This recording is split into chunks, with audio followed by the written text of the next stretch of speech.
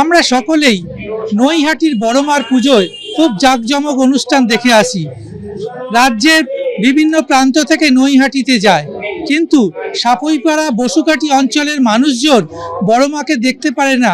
তাই জন্য এই অঞ্চলে দ্বিতীয় বছরে বড়মার পুজো করা হচ্ছে। হাজার হাজার গ্রামবাসী এসেছে এই পুজো অনুষ্ঠানে অংশগ্রহণ করতে। গত দুদিন ধরে এই পুজো অর্চনা হবে এবং এই বড়মার পুজোয় নিষ্ঠা ভক্তির সঙ্গে সকল গ্রামবাসী এসেছে পুজো অর্চনায়। এখানে প্রসাদ বিতরণও করা হয়। প্রায় হাজার হাজার মানুষ প্রসাদ গ্রহণ করে বড়মার। অর্থাৎ সাপুইপাড়া বসুকাঠি অঞ্চলে যেরকম সামাজিক কাজ হয়, বস্ত্র বিতরণ এবং বিভিন্ন অনুষ্ঠান হয়। গত বছর থেকে এই বড়মা পূজার অনুষ্ঠানটা আমরা শুরু করেছি। আমাদের সাপুইপাড়া বসুকাঠি বড়মা পুজো আমরা দেখতেই পাচ্ছেন, একেবারে নৈহাটির অদলে আমরা গত বছর থেকে এই পুজো শুরু করেছি।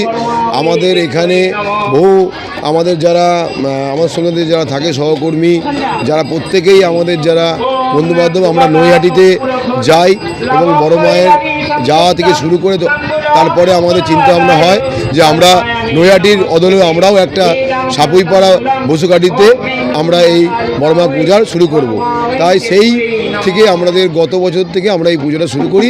আর এবছর আমাদের দ্বিতীয় বছর এবং আগামী বছরগুলোতেও আমরা বড়মার পুজো আরও ভালো করে করার চেষ্টা করব।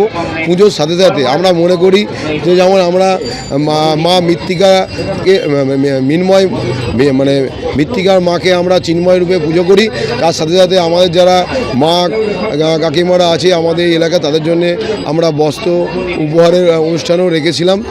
এই পুজোর অর্চনার আগে আমাদের মধ্যে আমাদের বিধায়ক থেকে শুরু করে পূর্তের কর্মাধ্যক্ষ সমস্ত আমাদের যারা বিধায়ক থেকে শুরু করে আমাদের পূর্তের কর্মাধ্যক্ষ যারা ছিলেন তারা প্রত্যেকেই এসেছিলেন এই অনুষ্ঠানে। তারা পাশাপাশি বড়মা পুজো উপলক্ষে জাঁকজমক হয়ে ওঠে, আলোয় আলোকিত হয়ে থাকে এই গ্রাম অঞ্চলে।